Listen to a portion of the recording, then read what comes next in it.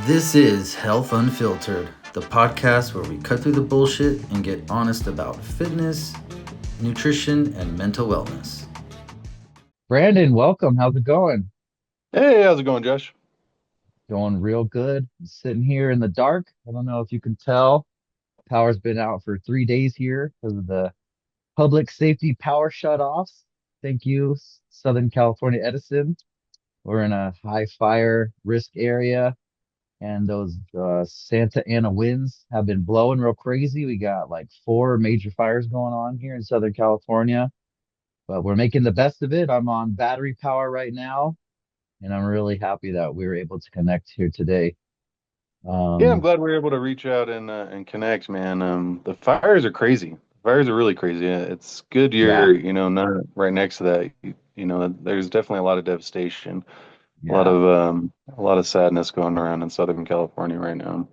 yeah. It's So, really horrible. I want to give a shout out to the Los Angeles Fire Department. They're out there fucking doing their best, trying to save homes, but it's been I real mean, man, I think it's pretty devastating out much the whole here. West Coast. So, like my buddy who works for the fire department up in Portland, his squadron got called in to Southern California. And so, yeah, Wow. he on Wednesday night, he was packing up and they literally, I think they called in all neighboring states. It wouldn't surprise me if you got people as far as Texas out there right now, Oh because I yeah. know Canada also called in a squadron of air tankers to come down Oh from wow. Alberta. Yeah, dude, it's Yeah, kind of crazy. it's Yeah. rough. So we're gonna get into the carnivore diet today here on the podcast, but before we do, I wanted the audience to learn a little bit more about you. You've been a guest host on a few episodes, and I wanted to give you an opportunity now to just talk a little bit about yourself and your background before we get into the carnivore diet. So take it away. Yeah, cool. So, yeah. Super excited to do this. I like doing podcasts. I like, I'm definitely an intellectual. I like diving into things and figuring things out. And I've done a ton of diets in the past. I've done, vegan stuff. I've done vegetarian fasting. I've done a ton of fasting. And Hmm. actually, I mean, over the past year and a half, I've gone on and off with intermittent fasting to some pretty good success. I actually still try to practice intermittent fasting quite a bit. And so I've always just been kind of curious towards like health and supplementation and stuff like that. And it was actually kind of cool. So about a year ago, I had bumped into somebody who was really into herbs and natural supplements and stuff. And so that really kind of opened up a can of worms for me in terms of natural supplementation, especially in today's day and age with pharmaceuticals and everything. And so, yeah, it's just been kind of a journey the last couple years trying to, soul search and figure out like the best way to be healthy, and because I find here in America, we're just bombarded with, all these chemicals and radiation and all this stuff. And what I see at least, and what I see in myself and other people is, anxiety and depression. And, one of my theories is that it's linked to a lot of this food supply issues, as you know, and the viewers don't know, I had moved to the Philippines for like 4 months over the summer, and one of the biggest things that I noticed there was just the food chain differences. And given they still use glyphosate in their veggies, but they haven't used like the selective breeding and stuff like that because we're so far up creek in terms of our vegetable supply and fruit supply that there's estimates that our current veggies are like 50% less nutritious than they were 100 years ago. Yeah. And so it's really interesting to kind of be able to take a step back from that. And given they have their own pollutants and stuff over there that we don't really have, like they have a lot more pollution in the air than we do here. The cities are different and stuff though, and so coming back, it kind of really opened my eyes up to just all the bombardments we have, and then, yeah, so I was also sober for 13 and a half years. That's a big part of my life, and Yeah. I'm actually a pretty big believer in the benefits of sobriety as I've kind of been on both sides. So I do drink now every now and then. I'm currently doing a dry January though, so it's been about 3 weeks. Um, and I feel good. I feel like it's really reset my energy levels, and so it's kind of allowed me to take a step back from that. And I think one of the big things that I always think about with this is it's good to just challenge yourself. It's good for me to try new things and to try to force myself to do things that maybe aren't easy all the time. And because I think it's so easy for me to keep doing the same thing over and over. Go to work, wake up, sleep, eat the food, buy the chips or whatever, and so whenever I can force that low level stress to be like, all right, I'm not going to do this for a while, I think that's really good for our brains and it's really good for our bodies.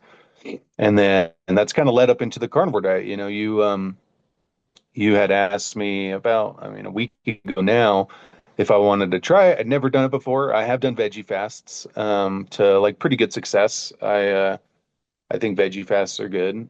And so this was kind of a new path for me. And so it definitely required a little bit of research and a little bit of trial and error, especially with the adaptation phase and stuff like that. But now I feel like, it's kind of turning a corner, which is really cool. And I get to kind of see what everybody's talking about because it's really been a buzzword for like the past year and a half or so, where people are kind of talking about it more, and there's a lot of skeptics. People are talking about how the carbohydrates are necessary and are necessary for your body, and they are. Carbohydrates are good, but now that I've kind of dialed in, this electrolyte thing, because that was a big thing for me is the last week, just dealing with Yeah. fatigue. Yeah, I know Um, you've been kind of up and down, and now you're finally feeling better because you got your electrolytes figured out. And you were telling me the other day that your chef buddy was saying how important it is to add more electrolytes when you're not eating carbohydrates because the insulin helps keep the electrolytes in your system. I think it was has something to do with the pancreas. yeah, and your kidneys. So your kidneys, whenever you don't have carbohydrates, your kidneys will actually flush out the electrolytes a little bit more quickly. And they say that, at least from what I read, this happens more in the adaptation phase because after about a couple weeks, your body will reacclimate to its new environment. And especially with, processed foods, like I wasn't really eating super unhealthy, but, I was getting a bag of Cheetos every now and then. And I was eating some processed food like at work. I work in the food industry. And so, but I was still trying to be mindful of it. Like I was making most of my meals and trying to eat whole foods as best I could. But again, with our food supply, I mean, most of our food supply is compromised, especially our veggies and stuff. Like they're just the nutrients aren't there anymore.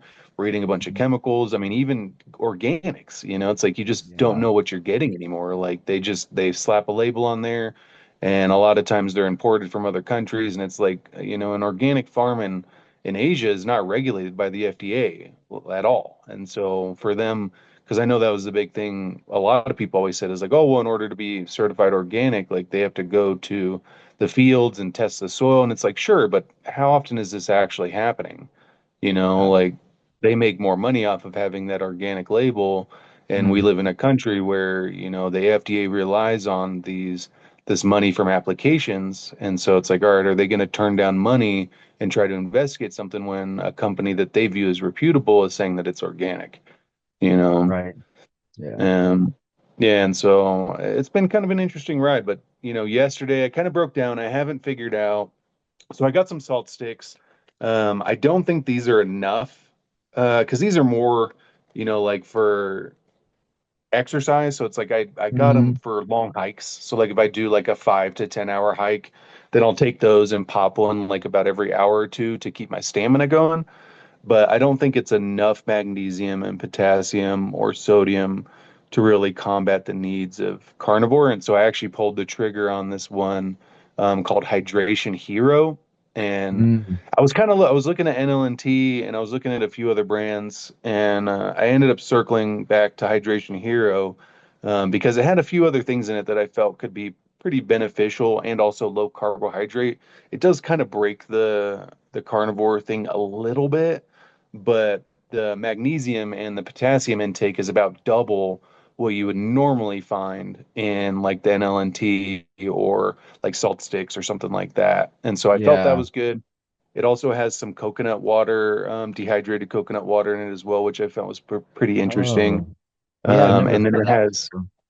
Yeah, so it has some vitamins in it too, and so it has Mhm. B6 and B12, and I was like, you know what, these could be good, especially midday, because what I'm gonna do is probably just do a scoop in my water jug and probably just do one a day.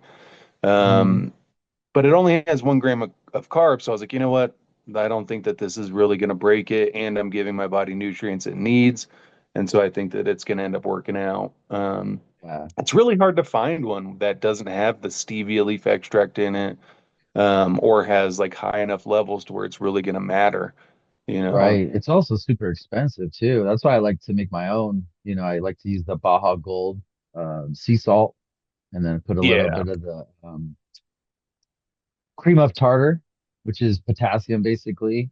And just that in my water, it really helps out with the electrolytes. All I'm missing is that magnesium, which I need to get some magnesium powder to help with that. But it's definitely so important that salt, salt, you've been told, we've all been told for so long that you can't do too much salt because it's bad for your heart, your cardiovascular health. But it's like when you stop eating those processed foods, you really, and especially carbs, like you mentioned, we really got to up our salt intake. You got to salt the shit out of your steaks. And naturally your body will tell you like if it's too salty, after like you're saying, your body adjusts to it after a while. Once it starts tasting too salty, you know that you can back off on the salt a little bit and kind of just go with your gut. And it's really like an intuitive diet. I kind of wanted to explain what the carnivore diet was for people that are not familiar with it. Um, it's a diet where you're just eating animal-based foods, you know, steaks, eggs, the dairy products like milk and cheese, and you're not eating any plant materials, no vegetables, no fruit. And it's a really great way to reset your body. Especially over the holidays, I was interviewing for a job and that was creating a lot of stress. I was eating, I was, doing some emotional eating. And then with the holidays, I wanted to enjoy my time and, I ate a little bit off my diet. And so I really love using the carnivore diet as like kind of like a reset to like jumpstart my metabolism for the year. My goal is to lose about 10% body fat. I'm about 30% right now, and I want to get down to 20% body fat. So that's my goal for the year. And I first learned about the carnivore diet on the Joe Rogan experience when he had Sean Baker on. And Sean Baker's like the godfather of carnivore. He's the one who actually coined the term the carnivore diet. I think it was like zero carb is what it was called before. And it's not really 100% zero carb. I mean, you're still with the dairy and stuff, you're still getting a little bit of carbs. And even when steak has, a very small amount of carbohydrates in it too. But but yeah, I tried it last year for World Carnivore Month and it was hard at first. I did experience some constipation, which a lot of people do on this diet, and I was able to overcome that by adding fiber powder back into my diet, and I was also cheating by eating blueberries at night to soothe my sweet tooth. But this year, I've really found it to not be a problem at all. Last year after January, I started including other foods back into my diet, kind of like an elimination diet to see what foods I was sensitive to. And I really noticed how sensitive I was to the starchy carbohydrates like potatoes and rice. It just made me feel really sluggish and, brain fog. And so this year, I've really not had a problem with it at all because I've been eating kind of this way. What I was doing was like carnivore adjacent, I like to call it, or I think they also call it the animal-based diet, which is you're primarily eating meat and then a little bit of fruit and other stuff. Um, so yeah, it's been great. But how's your experience been so far? I know you've only been on it for a Yeah. week. Yeah, so good. Yeah, it's definitely been tough. I find that I am leaning towards eating less, which is good. I think I was kind of overdoing it for a while. So I was getting How so? like steaks. So I had gotten like a pound of chuck steak a few days, and I got like about a pound New York, and I was just downing all those. And I think maybe it was just like the satiation of it, like I needed more food. But then now I'm like, man, I feel like I'm eating too much. So I was looking it up, and like a pound of chuck is like 120 grams of protein. I'm like, all Hmm. right, so I could probably get away with like a half chuck. I'm like doing a half pound at a time. Because then I was reading also yesterday, it was like, all right, when you start, you want to try to aim for about a pound to 2 pounds of meat a day. And so that's Hmm. about what I was doing. But I think also just the cravings, like I had some days, so like Saturday at work, I broke down, had some bread. And Yeah. that was really the only day that I broke down, and I've been good since. I think so. The cheese has really made a big impact. Oh, yeah. I try to normally have like a small piece of cheese at least a day, and so I got like some medium cheddar, which I really like. And I was kind of overdoing it at first, so like I would have like a couple glasses of milk a day. Now I'm down to where I'm just sipping milk, Hmm. because I know it's just the car. It's about balance, you know. Like I Yeah. want to try to focus on the meats more than the cheese or the dairy. Though the cheese and the dairy are good because especially the cheese, there's so much fat content in that. Hmm. Um, so yeah, I feel pretty good about it now. I mean, I've noticed that things that would normally make me upset or even cause me to ruminate, like perceived wrongs or whatever, I've kind of just been able to let them go. Um, I am also still taking supplements, so I am not entirely on it. I take natural supplementation, so I take like Fatty 15, which is actually a milk supplement. But then I take a multivitamin, and then I still Hmm. take saffron as well. Yeah, me too. You got me hooked on that. Yeah, the saffron, man. I actually just switched. I take saffron in the afternoon now, and I find that it is much better. So I actually target 1 p.m. And I Mm. think because I was getting so in the supplement space, even with pharmaceuticals, you get what's called a matrix. And so the more supplements you take, especially together, they cause this matrix where certain things can cancel each other out, or it can change the behavior in the supplements, especially if you're targeting things that are all kind of doing the same thing. So, like I take lion's mane as well. Well, the lion's mane, the fatty 15 or the C15 supplement, and then the saffron, they're all cognitive focused. You Hmm. know, they help with mental clarity and age-related mental decline and stuff like that. And so I was like, all right, maybe if I split this saffron, and man, it's a lot better now. You do have to be careful. So if I take it too late, then it can actually cause me to stay up a little too late. Yeah. Um, but yeah, just man, the research behind saffron is just so amazing. And then I'm thinking, with the carnivore, we're going for an all natural diet. So having these natural supplements, I don't see as a bad thing. Um, but with the dairy, one of the interesting parts, especially with the C15, is that they find that a dairy-based diet increases your C15 levels naturally. And Mm. C15 just has a ton of really good research on it. And one of the things I did want to mention, and you really can't underscore this because this can happen with any sort of diet. So I think it was the Dalai Lama had made a statement that said, all discipline begins with food discipline. And Mm. so any sort of discipline in our life, whether it's working out, going to work, waking up early, going running, biking, being nice or respectful, anything, discipline in my mind is just forcing myself to do something that I may necessarily not want to do. Well, Right. when I think about that comment from the Dalai Lama, and then I think of restrictive diets like this, like fasting, vegetarian, it doesn't really matter, carnivore. Well, one of the biggest impacts that it's going to have on your life is based off of you deciding to do that.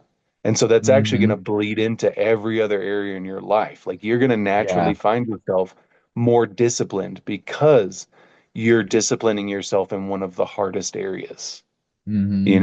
Like same with phone, it's like if I choose to unplug from my phone for a couple days, like I'll naturally find myself to be a little bit more disciplined in other areas because phones are addictive, like Instagram, Definitely. Facebook, even emails, like checking my emails or texting people, like it all causes those dopamine hits, and so I think that's one of the big things too that I'm noticing myself is I'm just a little bit more aware. I'm finding joy in things a little bit more. And given it's only been a week, so tomorrow will be today's 7 days, and then I did have that slip up on Saturday, so tomorrow will be 7 days since a slip up. Um, but I feel good. I feel like my mental clarity has spiked a lot, especially with the electrolytes.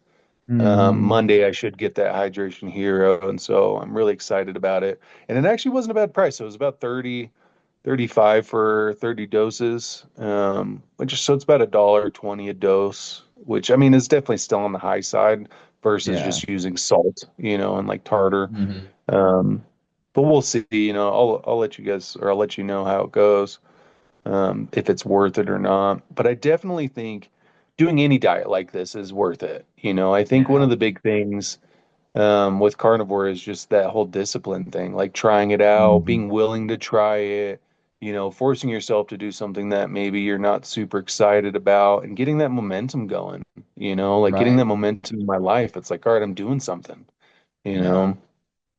Yeah. One thing with the carnivore diet, it's a little easier than eating, like boiled chicken and rice, especially if you like eating meat. Um, for me, it's like I get to eat the things that I love, steak and eggs and cheese and pork belly. Been making a lot of pork belly, and definitely you have to be disciplined. I was running around the other day running errands, and I picked up some tacos at Jack in the Box for my father-in-law, because his power was out and he's disabled, and I was really stressed out, and I was super tempted to get some of those mini birria tacos that they have now. But I was like, no, I have a steak at home. I ate breakfast. I'm not hungry. I'm just stressed out. I'll be okay. And I was able to get past it. But, the emotional eating is such a big deal. It's such a big part of people's lives. People are stressed out, dealing with all kinds of shit, and just eating a cookie or eating, whatever to make you feel a little bit better is such an easy solution, but it's not the right solution for overall health. And so Oh yeah. I'm And one really of the things that happy makes me with the think of carnivore diet. is so at least, and I don't think it's everywhere in America. Like it really depends on the circles you're in, obviously. But I notice we don't tend to focus on character development as much anymore. And Hmm. so, because this is really, doing a restrictive diet is a lesson in character development.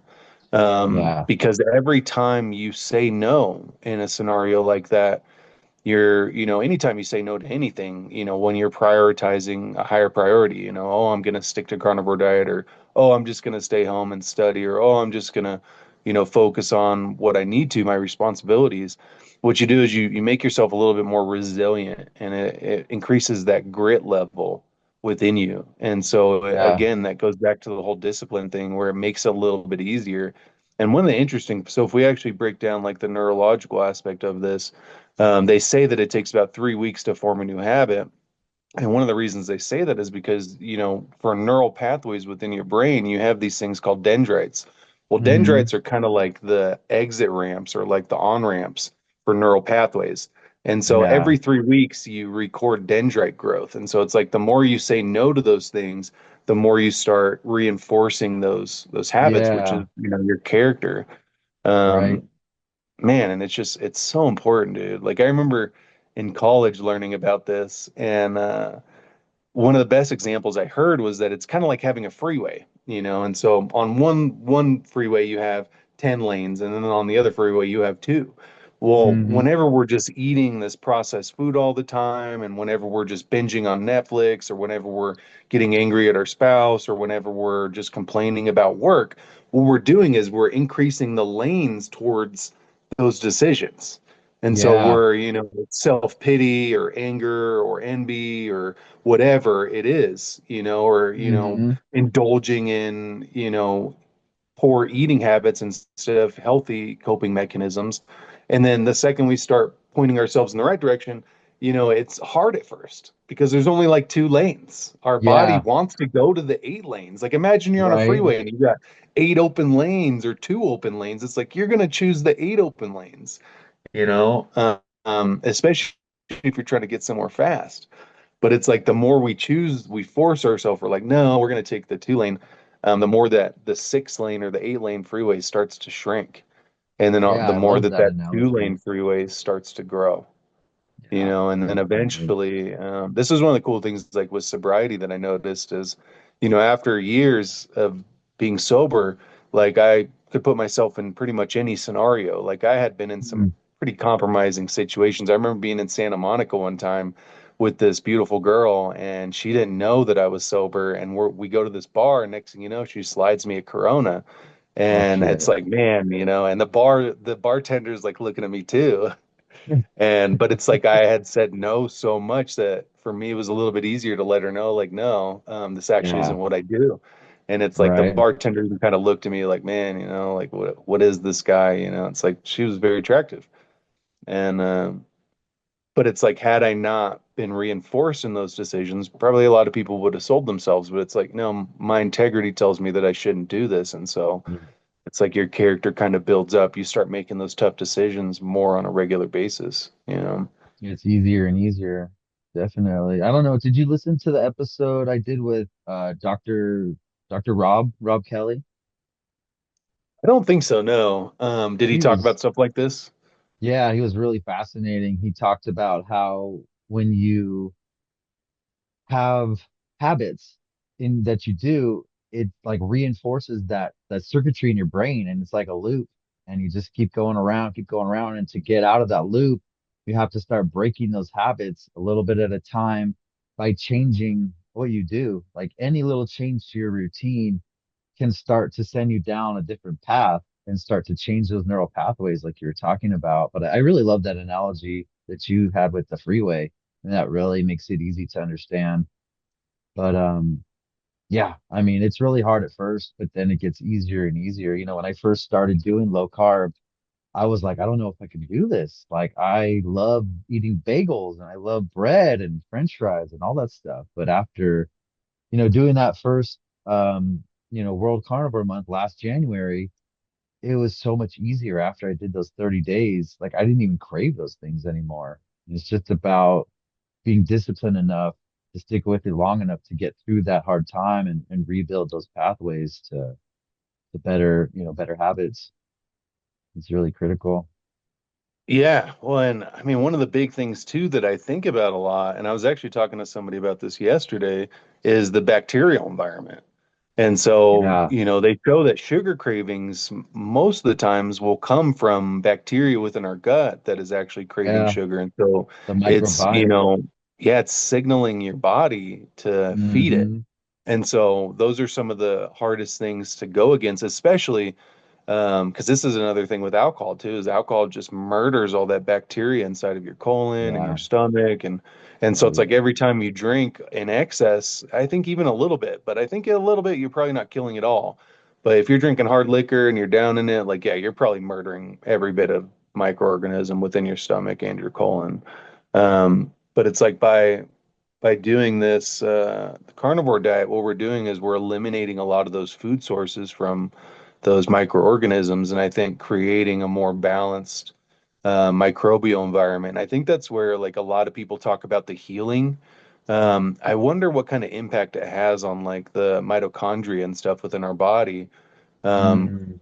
Especially with the chemicals, man, because it's like we're eating stuff that our body can't break down, like on the regular. A lot of the stuff, like even just the other day, I went and before I started this diet, I wanted to get some pickles. I like pickles, and then they had like I don't know polyphosphate 80 or something in it, and I'm like, what is this? And then I do some reading, and it's a chemical that your body can't break down in pickles. Right. It's like, why? So we Yeah. literally put all this stuff that, and then I think that's probably what's causing high blood pressure as well, because you've got to imagine it's getting in your bloodstream, but it has nowhere to go. Like your body Hmm. is not absorbing it. It's nothing to the body. Like Right. you're literally just, it's a chemical in your bloodstream. And then, there's theories that that's one of the reasons why, tumors start forming is because tumors are just pockets of these, chemicals and stuff that can't be broken down. Who knows if that's true? A lot of this stuff, of course, doesn't have research backing. A lot of the people with money don't want to back the research into this stuff. And so they're like, well, we're making a ton of money by putting Red 40 in Gatorade. And it's like, it's brighter. Right. Like, It's we don't really cheap. want to research what Red 40 does to you. you Mm, know? And so yeah. it's just kind of crazy. But yeah, that's one of the things I'm interested in is like in a couple weeks or whatever, because most of our, hormones and stuff like that is based off of these bacteria. Like they Hmm. show that, it's like 80% of serotonin is created in your gut, Yeah. and there's just a huge relationship between your gut and your brain. And so whatever bacteria you're feeding is how you're going to feel. So like a lot of people are like, "Oh, I don't know why I feel anxious," or "Oh, I don't know why I'm depressed." And they start looking for outward explanations like, oh, maybe it's my job or maybe it's my girlfriend. And then we start seeking those instant gratifications. Well, maybe if I get a new girlfriend or maybe if I get a new job. And it's like, no, we need to focus on ourselves. Like our body's trying to tell us something like, hey, something's out of whack. And given that doesn't mean that it never is the job or the girl, like those also can be contributing factors. Right. But I feel like, our modern day society, we focus so much on outwardly things like, oh, get a new house or get a new car. And it's Mm, like, yeah, it feels good, but it feels good in the same way as watching an Instagram reel does. Like it's yeah. just a dopamine hit. Like you succeeded Right. in some way, makes your ego feel a little bit better. But then it's like in Hmm. a couple months, you're just gonna be back at it, searching for another hit. Right. Yeah. Yeah. The gut brain axis is real. And I wrote about that, in my book, Irritable Bowel Syndrome Relief. It's so important to, care for your gut bacteria. And when you stop feeding it, sugar and carbohydrates, those particular bacteria start to die off. And the ones that you're feeding with the whole foods starts to grow more and you start to crave those more. It's really interesting, that connection. Yeah, it Another thing really I like, is. another thing I like about the carnivore diet is that you don't have to count calories. It's really more of an intuitive diet. Like you were saying, like 1 to 2 pounds of meat per day is like a good goal. But it's really like, when you're hungry, you eat, and when you're full, you stop eating, and that's it, and you're so satiated, you're really not snacking throughout the day. And, you mentioned fasting and trying to wait, to eat a little later in the day. But I wanted to point out that, you have to be careful with fasting on the carnivore diet because it's kind of hard to get enough calories and enough protein and fat on the carnivore diet because it's so satiating. I do intermittent fasting a lot too. But this month, while I'm on the carnivore diet, I really make a point not to do that so I can get enough calories in, making sure to eat, a solid breakfast in the morning and then, just 3 square meals a day. And usually I'm hungry at night, and I snack a lot at night. But, now when I'm on this kind of diet, I eat dinner and then I'm like full and I'm good to go until bedtime, which is really, it's really great. Um, and another thing is Yeah. is fat. It's really important to get enough fat. And I was unsure of how much fat I should be getting. But I just learned recently that one way to gauge your fat intake is that if you are constipated and having trouble going to the bathroom, that means that you're not eating enough fat. And then on the flip side, if you're eating too much fat, you might have more loose stool. And so if your stool is good, that means your fat intake is dialed in. But yeah, I didn't know that before.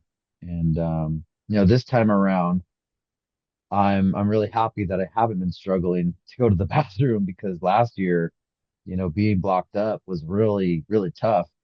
But this year I feel like, my body's adapted to the low carbohydrates and now zero carbohydrates or very, very low carbohydrates. I'm doing much better. Are you experiencing any issues going to the So yeah, bathroom? it's been intermittent. It's funny, because I'm in a remote location, and one of the easiest forms of beef for me to buy right now is actually ground beef. I was doing some reading last night and I'd found that ground beef is actually one of the easiest forms to make sure that we are getting enough fat, as long as it's, like a 20-80%. Yeah. And so I actually, especially with the electrolytes, it's been a little bit better. Yeah. the first couple days, yeah, it was 100% blocked up, and I think a lot of that was just I was eating lean cuts of meat, Hmm. and so now I try to have ground beef every day. So that's actually I'm gonna about to make breakfast here soon, and I'll have ground beef and eggs, and Right. yeah, and so Yeah. yeah, that's definitely. It's funny, the chef that I work with, he had actually said that. He was like, be prepared for it to be runny. So I'm gonna let him know, like, hey man, you might be eating too much fat, Yeah. because he's actually switching to it as well. Hmm. He's gonna be going on it. He might actually have already started. I'm not sure. Well, actually, no, no, no, no. He's gonna be starting it here soon. Yeah, Yeah. And it's gaining so much popularity because it just works and it's easy. yeah. You don't have Oh, to dude. count calories, you don't have to count carbs, you don't have to count anything. You just stock up on meat and eggs and milk and cheese and just go for it. And you're so satiated, you have so much energy throughout the day. It's really incredible. Yeah. No, I mean I'm excited about this journey. I'm excited to see how it goes. I kind of am starting to think about the possibility of me just continuing it. Um, Hmm. and so especially with how I feel currently, like if I can find an equilibrium to where it's like every day I'm starting to feel really good. Like today I woke up a little bit earlier. And so I'm like, man, I prefer this state, and then it's like, all right, even if I go back, it's like, what am I going to introduce in terms of carbohydrates? Because I would like to keep this clarity. I don't want to be bogged down Right. by my food. Yeah, I was gonna say, some people go on carnivore for a little while just to help jumpstart like a new healthy lifestyle. Some people are on it full time and they're good, but it's definitely not sustainable for everyone. It's not sustainable for me. I'm like I said, I'm using it to like jumpstart my metabolism and kind of restart my weight loss for the year. But after this month, I plan on reintroducing fruit back into my diet. And that's what I was eating, previously was just a lot of meat, a lot of animal products, and then also including fruit, which is, a really great source of carbohydrates and vitamins and minerals. And, it's a whole food. It's minimally processed. It's got a little bit of fiber and it's, and everyone's different, especially women in their menstruation cycle. Sometimes in their cycle, they might need more carbohydrates than others. And I just want to point out to anyone who's interested in doing the carnivore diet I'd recommend to not jump right into it. I'd recommend starting slow, start adding a little bit more protein and fat into your diet, a little bit less carbs, over a month or so, and just kind of slowly transition into it. If you make a big change all of a sudden, it can be a really big shock to your body. And you can even have like that keto flu, where it's like your body's adapting to the no carbohydrates, and you can totally avoid that by just starting slow and kind of easing into it. But definitely, um, it can be sustainable for some, but for me, I know that I'm gonna start, eating fruit again after this month is over. And I try to do like a 90-10 eating plan where 90% of the time I'm eating, you know, the carnivore adjacent kind of diet where it's all meat and animal products and fruit. And then 10% of the time, I allow myself to eat whatever I want, basically. I still try to prioritize protein in those meals, but I do believe that allowing yourself to eat other foods, especially around friends and family, special occasions, is really important to quality of life. So that's what I do. So I eat about, 3 meals a day, plus I usually have a snack somewhere throughout the day. And so that's, 4 meals a day. Multiply that by a week. 10% of that is three. So for 3 meals or three snacks a week, I'll usually, allow myself to eat other things that aren't really on my diet. And even on the carnivore diet, I've been doing that. The power's been out, like we were talking about, and it's been really hard to cook. I've been grilling a lot. But the other day I went to Panda Express and I just got a large a la carte side of the teriyaki chicken. Oh, there you I go. recommend people not to sleep on that teriyaki chicken from Panda Express because it's a shitload of protein. You know, it's a good amount of fat, and they do put a little bit of that teriyaki sauce on it. But if you don't add more sauce, I mean, it's a really, really great meal if you're kind of stuck, you're in a pinch, and you know, it tastes really good. So there's definitely ways to adapt and kind of slowly get into it. Yeah, no, I mean that's great. Yeah. Yeah, it's so at work I've been eating burger patties with a little Hmm. bit of Gouda cheese on top, Oh and it's been yeah. great. And then also just getting fajitas where I just get the meat. Right. And so yeah, it's there's definitely options out there in a ton of restaurants, you know, and it is kind of a little weird, you know, sometimes, especially if you're more self-conscious. It's like if you feel like you're, you know, not fitting in or whatever, but it's like most people don't care. Like they're not gonna, if anybody judges you, it doesn't matter. Like, because I know that's something that I've heard other people mention as well. It's like, oh, it feels weird just buying all this meat. It's like, no, nobody cares, dude. Like, How do you feel like after you eat it? Well, that's what's really yeah, that's the important. thing. It's like you're doing this for yourself, you know. Hmm. But yeah, so yeah, I think this I really enjoyed our conversation. I feel like we really touched a lot of bases. I'm excited to see you know where this goes, like where this carnivore diet goes and I'm excited if they start doing some research on it. I'd really enjoy to see some research. I have a, you know, suspicion that most of the major research funders don't want to do research on it, and so I don't know if we're going to see anything for a while, but Yeah, I there's not a hope it lot of is money something in that it.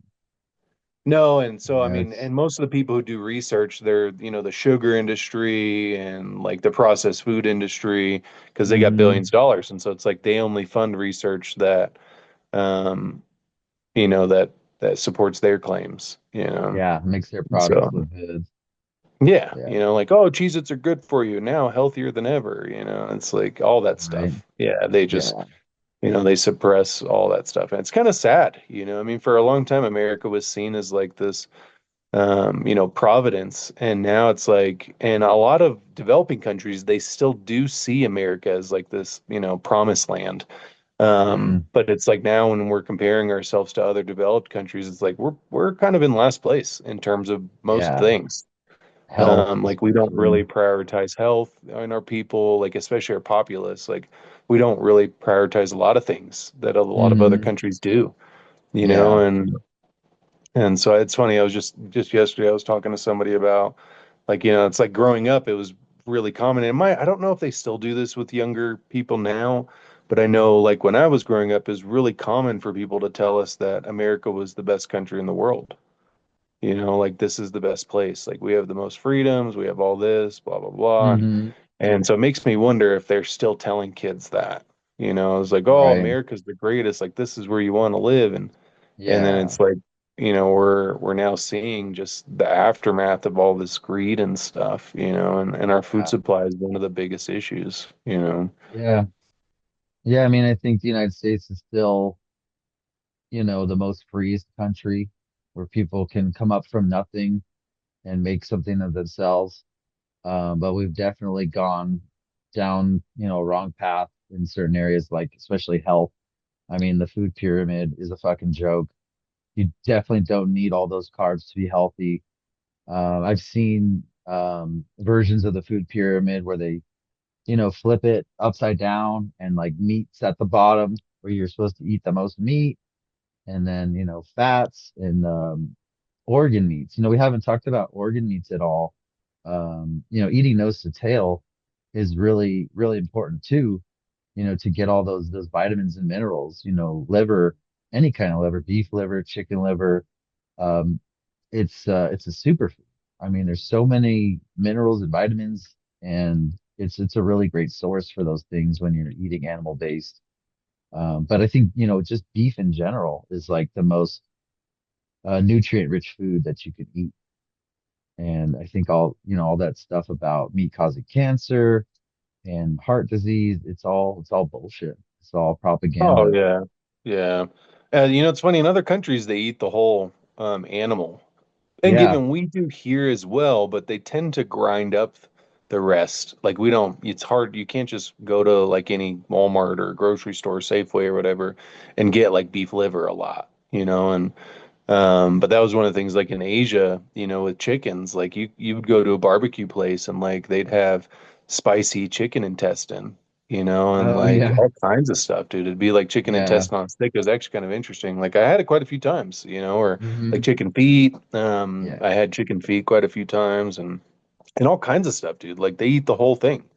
They don't waste it. And even, as far as I think I've told you before, like I had gone to this party and so as a delicacy, whenever they do the whole pig, they'll make a meal with pig's blood. And so Mm. I had, and I didn't know what it was. I was eating and I was like, oh, this is pretty interesting. And then somebody told me like, oh, that's pig's blood that you're eating. And I'm like, oh, great.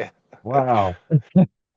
Yeah, but it's like they literally just don't let any of it go to waste, Yeah. and yeah.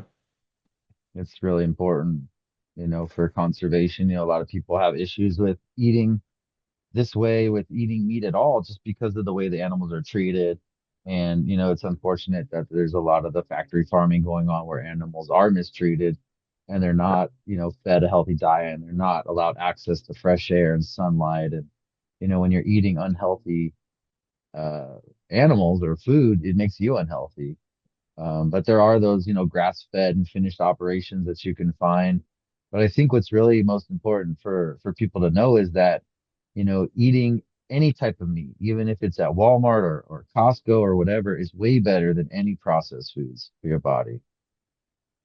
Yeah. You Oh, know? yeah. I mean, the chemicals. And even if there Yeah. is, some trace amounts of chemicals in the meat, because I know a lot of times they'll inject them with stuff, it's Mhm. still far better than eating like a box of Cheez-Its. Yeah, Yeah. I mean, just definitely. because it's like most of the stuff that we get in boxes, our body just can't break down. I mean, you're Mhm. looking at the ingredient labels for something as simple as like a wheat cracker, and it's got like 60 ingredients for something that they could make out of like two, Right.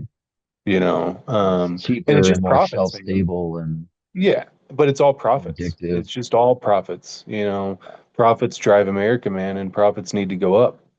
And Hmm. and so it's like if they got an orange, how are they going to increase profits? All right, well, there's a few avenues. Like they can increase yield, they can increase size, or they can increase sales. And so they Hmm. go after all three. They try to put stuff within the orange to make you to want to buy more.